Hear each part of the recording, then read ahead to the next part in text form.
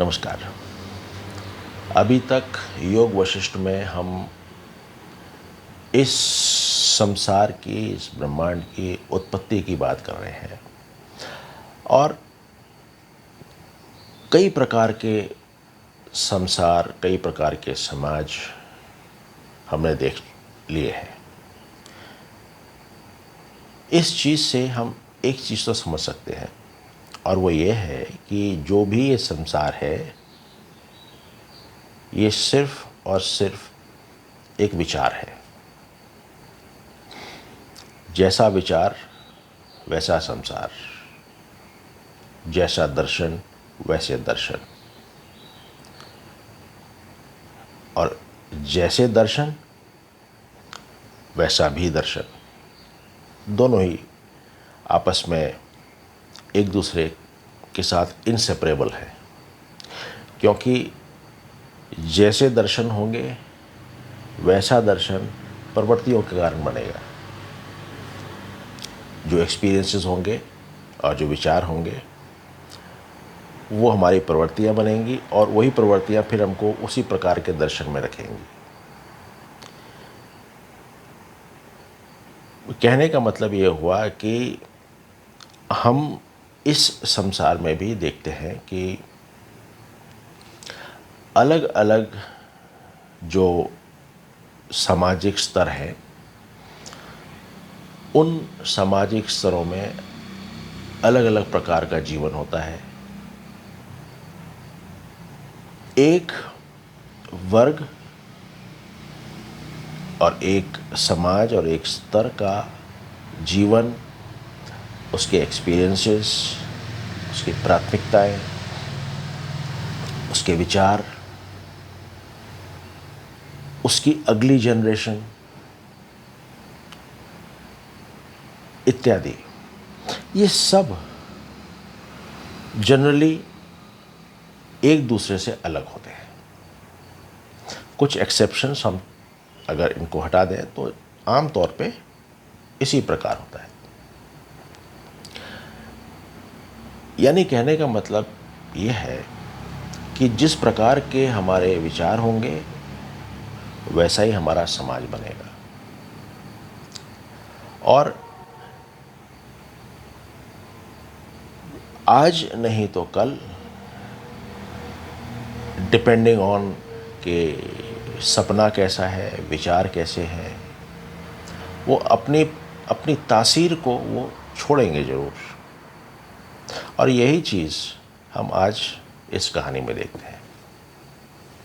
आज की कहानी है एक राजा की, जो कि जिनका नाम लवणा है और वो एक देश में है जिसका कि नाम है उत्तर पांडवा। उत्तर पांडवा नाम के देश में है और ये हरिश्चंद्र जी के वंशज हैं। तो एक बार ये अपने राजमहल में बैठे थे, सारे दरबारी भी साथ में थे और सामने से एक जादूगर आया। जादूगर ने कहा, महाराज मैं आपको एक गिफ्ट देना चाहता हूँ। राजा ने कहा ठीक। ऐसे करके उसने अपनी मैजिक वैंड, जादू की छड़ी घुमाई और एक घुड़सवार घोड़े के साथ आया। इस मैजिशियन ने कहा कि ये गिफ्ट है आपके लिए, कृपया इसको कबूल करें। और जो घुड़सवार था, घुड़सवार ने कहा, इस घोड़े पे बैठ के आप पूरी दुनिया की सैर करिए। उसने कहा ठीक।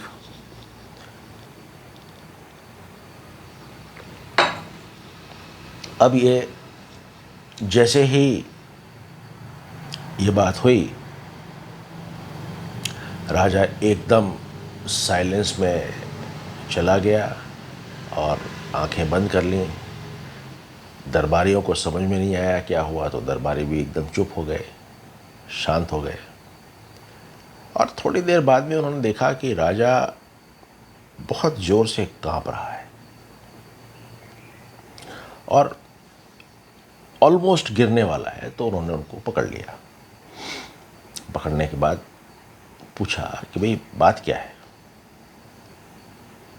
तो कहते हैं कि जैसे ही इस जादूगर ने एक अपनी इस जादू की छड़ी को घुमाया, वैसे ही मेरे ऊपर इसके जादू का एक प्रभाव पड़ गया, एक स्पेल हुआ, मैजिक स्पेल हो गया। तो उसके अंदर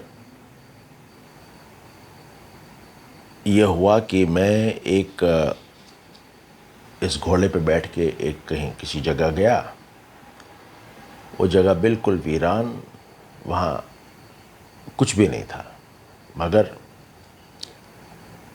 जब मैं वहाँ गया तो ये घोड़ा भी गायब हो गया और मैं अकेला था। जैसे तैसे मैंने वहाँ ज़िंदगी गुजारी, वो रात गुजारी। और जैसे मैं सुबह उठा तो मुझे बड़ी भूख लगी। भूख के साथ साथ प्यास और थकान, ये सब भी महसूस कर रहा था। उतनी देर में मैंने देखा एक बिल्कुल काली लड़की काले कपड़ों में खाने का थाल लेकर के वहाँ से गुजर रही है। मैंने उसको रोका, पूछा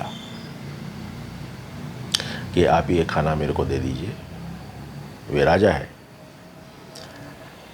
तो उस लड़की ने कहा कि भी खाना तो मैं तुमको दे दूंगी, मगर तुम्हें मेरे से शादी करनी पड़ेगी। राजा ने कहा ठीक है, क्योंकि वहाँ उसके लिए एक एग्जिस्टेंशियल क्राइसिस था। उसको मूलभूत बुनियादी सुविधाएं भी नहीं कहूँगा, बुनियादी ज़रूरतें, उनका अभाव था। तो उसने कहा ठीक है, ज़िंदा रहने के लिए ये भी चलेगा। तो वो उसको अपने गांव ले गई। गांव में इन्होंने देखा कि वहाँ तो भाई खून की नदियाँ बह रही हैं, जगह जगह इधर उधर मांस के टुकड़े पड़े हैं, चील कौवे आ रहे हैं, मांस खा रहे हैं, वहीं बैठ के कुत्ते वगैरह सब वहीं हैं, ऐसे घूम रहे हैं। फिर कुछ समय बाद जब शादी हो गई तो कुछ समय बाद उसके परिवार का विस्तार हुआ, बच्चे भी आए और इस तरीके से जीवन चलने लगा। वो उन्हीं ट्राइबल्स में, उन्हीं आदिवासियों में वो रंग गया और उन्हीं के जैसे रहने लग गया।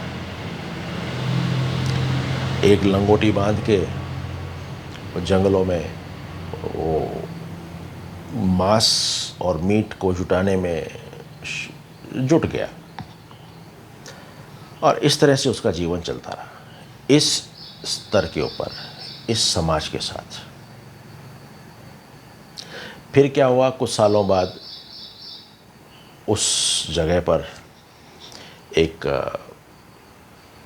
ड्रॉट आया, एक सूखा पड़ा और उस सूखे में कई लोग पलायन कर गए।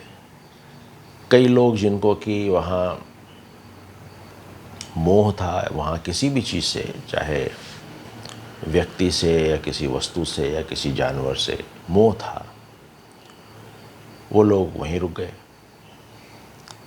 ये भी वहीं रुक गया। मगर कुछ समय बाद उसने विचार किया कि अब मुझे जाना चाहिए। तो अपने परिवार को लेके वो उस देश को छोड़ के निकला। जैसे ही अपने इस देश की बाउंड्री उसने क्रॉस करी और अगले बाउंड्री में प्रवेश किया, वहाँ उसको एक पेड़ दिखा। इसने अपने परिवार को उस पेड़ के नीचे बैठाया और थोड़ी देर आराम करने का विचार बनाया। जैसे ही उसने ये विचार बनाया, सबसे छोटी बेटी जो थी, उसने बड़े ही इनोसेंटली और पिता को बोला कि मुझे भूख लग रही है। पिता ने कहा भाई यहाँ तो कुछ है नहीं खाने के लिए, तुम मुझे ही खा लो। तो उसने कहा ठीक है। अब इसने इधर उधर से लकड़ियाँ जुटाईं और लकड़ियाँ जुटा के एक अपने लिए एक वो बनाई चिता और उसके ऊपर बैठा। जैसे ही उस पर बैठ करके उसने उसमें आग लगाई, उसको बड़ा भीषण दर्द हुआ, डर लगा, आँख खुली और पाया कि मैं यहाँ राजमहल में हूँ।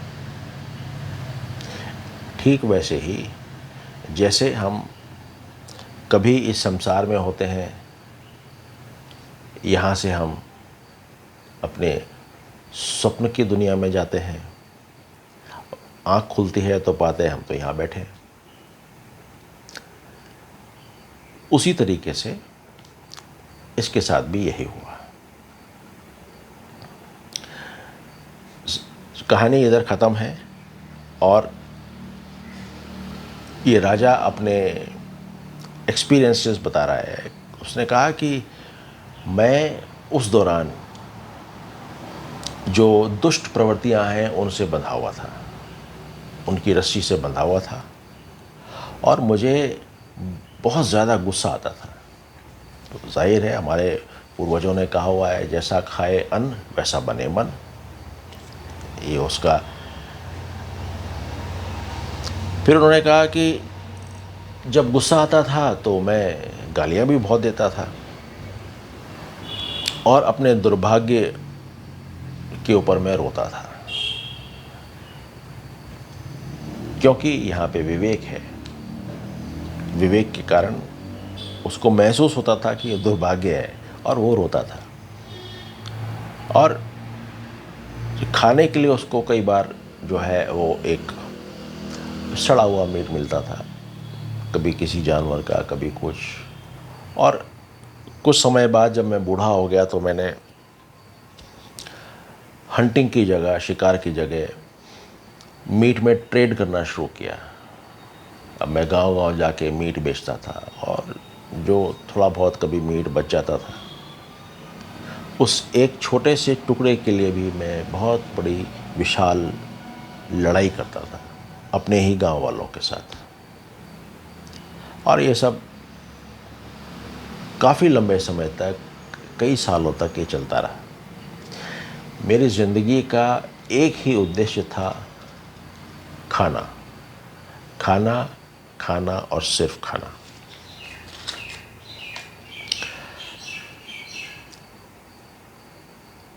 इस पे मुझे एक पापा जी की कहानी याद आ रही है, जो कि इस बात को बताती है, इस बात को दर्शाती है कि माइंड जो भी करता है वो एक्शन होता है। यानी कि माइंड से करी हुई हर चीज़ एक्शन है। एक्शन है तो उसका एक फल भी है, कर्म फल है। कर्म फल है तो वो या तो इस जीवन में है या अगले जीवन में है, यानी प्रारब्ध भी है। प्रारब्ध है यानी अगला जीवन है, अगला संसार है, और उसी के अंदर ये सब चीज़ें और होंगी, तो ये चेन जो है, ये साइकिल चलती ही जाएगी। तो माइंड जो भी करेगा उसको एक्शन कहा जाता है। और अगर कुछ त्याग करना है तो वो इस माइंड का त्याग करना है। इस पे एक कहानी है।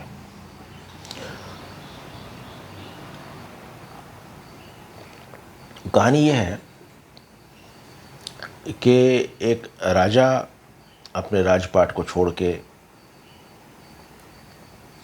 जंगलों में गया मुक्ति पाने के लिए, आत्मज्ञान पाने के लिए। जब वहाँ गया तो पत्नी राज संभाल रही थी और वो वहाँ था, मगर पत्नी को पता था, पत्नी को आत्मज्ञान था और वो जानती थी कि ये जिस तरह से कर रहा है उस तरह से इसको कुछ हासिल होगा नहीं, पर फिर भी I must go and see him. तो वो एक साधु का वेश बदल के उस फॉरेस्ट में गई। देखा तो राजा एकदम से साधु के वेश में एक लंगोटी के अंदर बैठा हुआ वो ध्यान कर रहा था। ये वहाँ वेश बदल के पहुंची तो उसने कहा कि भाई आप यहाँ क्यों बैठे हैं? तो उसने कहा मैं तो इस राज का राजा था और आत्मज्ञान के लिए मैं यहाँ आया हूँ और अब मैं आत्मज्ञान हासिल कर रहा हूँ, मैंने सब कुछ छोड़ दिया। तो ये कहते हैं नहीं, तुमने सब कुछ छोड़ा तो नहीं है, अब बताओ और क्या है जो तुम छोड़ सकते हो? तो उसने कहा मेरे पास ये सामान है, मैं इसको छोड़ देता हूँ। तो कहते नहीं, ये भी तुम्हारा सामान नहीं है, और क्या छोड़ सकते हो? तो उसने कहा कि मैं अपना जो कपड़े हैं इन कपड़ों को मैं छोड़ सकता हूँ। उसने कहा कपड़े भी नहीं, और कुछ?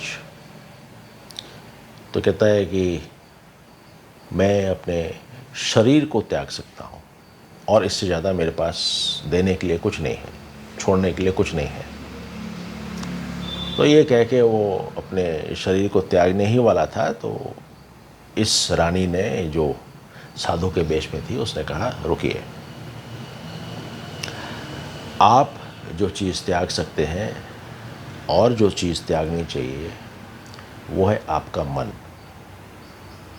मन यानी ईगो, अहम का भाव, अलग होने का भाव, सीमित चेतना होने का भाव। आप इसको त्याग सकते हैं और इसी को त्यागेंगे तब जा कर के उसको त्याग कहा जाएगा, उसको रिनाउंसिएशन कहा जाएगा। तो ये कहानी है जो कि इस चीज़ को बताती है कि अगर आप अपने अहंकार को और अपने मन को, अपने माइंड को त्यागेंगे तब जा कर के ये संसार का त्याग होगा और तब एक अलग संसार में प्रवेश की या मुक्ति की हम कल्पना कर सकते हैं। तब तक यही संसार रहेगा, यही मन रहेगा, यही अहंकार रहेगा और यही प्रवृत्तियां रहेंगी, यही चलता रहेगा। शुक्रिया।